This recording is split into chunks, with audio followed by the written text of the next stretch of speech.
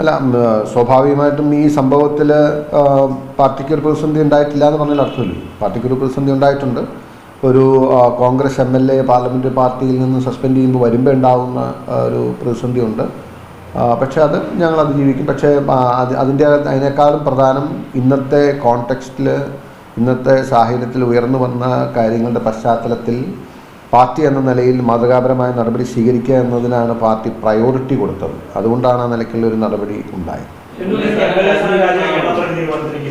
എങ്ങനെ? അല്ല, അത് അദ്ദേഹം വിശദീകരിച്ച് കഴിഞ്ഞല്ലോ. KPC പ്രസിഡന്റ് പറഞ്ഞു കഴിഞ്ഞു. അതായത് ഇപ്പോൾ ഞാൻ മനസ്സിലാക്കുന്നിടത്തോളം ഇത് ഈ വിഷയമുണ്ടായതിന് ശേഷം പൊതുസമൂഹത്തിൽ ഉയർന്നു വന്ന കാര്യങ്ങളുടെ മുഴുവൻ കാര്യങ്ങളും പാർട്ടിയിലെ വളരെ എക്സ്റ്റെൻസീവായിട്ടുള്ളൊരു കൺസൾട്ടേഷൻ അദ്ദേഹം നടത്തിയെന്നാണ് ഞാൻ മനസ്സിലാക്കുന്നത്. മുതിർന്ന നേതാക്കന്മാരുടെ എല്ലാവരുടെ അഭിപ്രായം ചോദിച്ചു, പരിണിതപ്രജ്ഞരായ നേതാക്കന്മാരുടെ അഭിപ്രായം കേട്ട് ഇതിന് മുമ്പുള്ള സമാനമായ സംഭവങ്ങളുടെ പശ്ചാത്തലം മനസ്സിലാക്കി ഏറ്റവും അനുയോജ്യമായ മാതൃകാപരമായ തീരുമാനം പാർട്ടി കൈക്കൊള്ളാൻ തീരുമാനിച്ച് വളരെ ഒരു ആലോചനയോട് കൂടി എടുത്ത തീരുമാനമാണ്. ആ നിലയ്ക്കാണ് നമ്മളതിനെ കാണുന്നത്.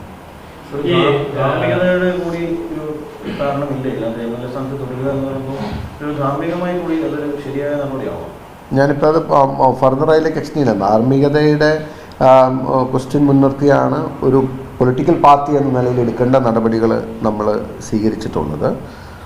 പിന്നെ ഈ വിഷയത്തിൽ ഇതിനോടകം തന്നെ പൊതുസമൂഹത്തിന് മുമ്പിൽ വന്ന കാര്യങ്ങളുടെ ഗൗരവം ഉൾക്കൊണ്ടതുകൊണ്ടാണ് ആദ്യം യൂത്ത് കോൺഗ്രസ് അധ്യക്ഷ സ്ഥാനത്ത് മാറാൻ അദ്ദേഹത്തോട് പറഞ്ഞു. പിന്നീട് വന്ന വെളിപ്പെടുത്തലുകളുടെ ഗൗരവം കൂടി കണക്കിലെടുത്താണ് പാർലമെന്ററി പാർട്ടിയിൽ നിന്നും മാത്രമല്ല പാർട്ടിയിൽ നിന്നും അദ്ദേഹത്തെ സസ്പെൻഡ് ചെയ്തിട്ടുണ്ട്. അതിൽ പാർട്ടിക്ക് വഴങ്ങാത്ത രീതിയിലേക്ക് രാഹുൽ മാറിയിട്ടുണ്ട്. രാജിവെക്കണം ആവശ്യപ്പെട്ട് വഴങ്ങാതെ വന്നതുകൊണ്ട് പുറത്താക്കി സസ്പെൻഷനിലേക്ക് പോയി.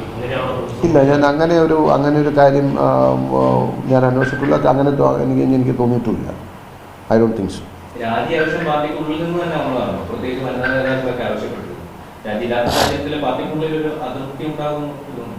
അല്ല, അതിൻ്റെ അകത്ത് കോൺഗ്രസിൻ്റെ ഒരു ശക്തിയോ ദൗർബല്യമാണത്.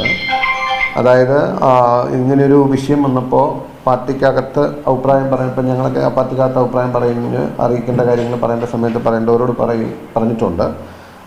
ചിലർ അവരോട് നിങ്ങൾ ചോദിച്ചപ്പോഴായിരിക്കും, അതല്ലാണ്ട് അവരായിട്ട് പറഞ്ഞായിരിക്കില്ല. നമ്മുടെ വനിതാ നേതാക്കന്മാരൊക്കെ ഇതുപോലത്തെ ഒരു വിഷയമാവുമ്പോൾ അവർ വളരെ ഒരു അഗ്രീവ്ഡാണ്. അവർ വളരെ ഒരു വൈകാരികമായാണ് അതിനെ സമീപിക്കുന്നത്.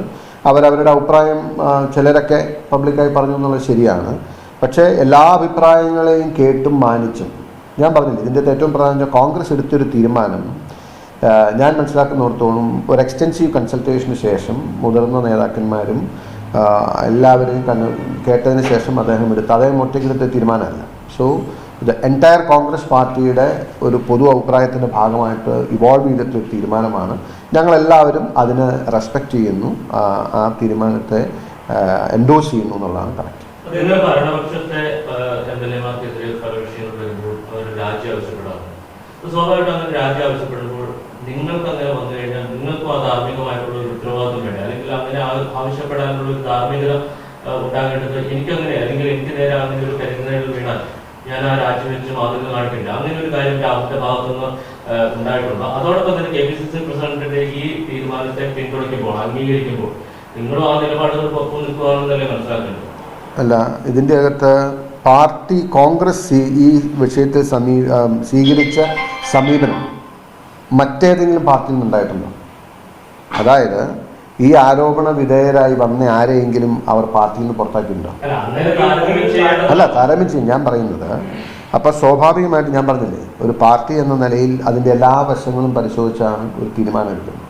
അതല്ലാതെ ഇപ്പോൾ ഈ ഒരു സാഹചര്യത്തിലും സന്ദർഭത്തിലും അദ്ദേഹത്തെ സംരക്ഷിക്കുന്ന നിലപാടാണ് പാർട്ടി സ്വീകരിക്കുന്നതെങ്കിൽ ഇതായിരിക്കില്ല എടുക്കുന്ന നിലപാട്. അപ്പോൾ സംരക്ഷിക്കുന്ന ഒരു നിലപാടില്ല എന്ന് അസന്നിഗ്ധമായി വ്യക്തമാക്കി കഴിഞ്ഞു. പിന്നെ ടു വാട്ട് എക്സ്റ്റെൻറ്റ് ഏത് നിലപാട് ഏത് സമയത്ത് സ്വീകരിക്കണം എന്നുള്ളതിന് പാർട്ടിക്ക് വരുന്നുണ്ട്. It's a very clear message. We are not going to tolerate such things.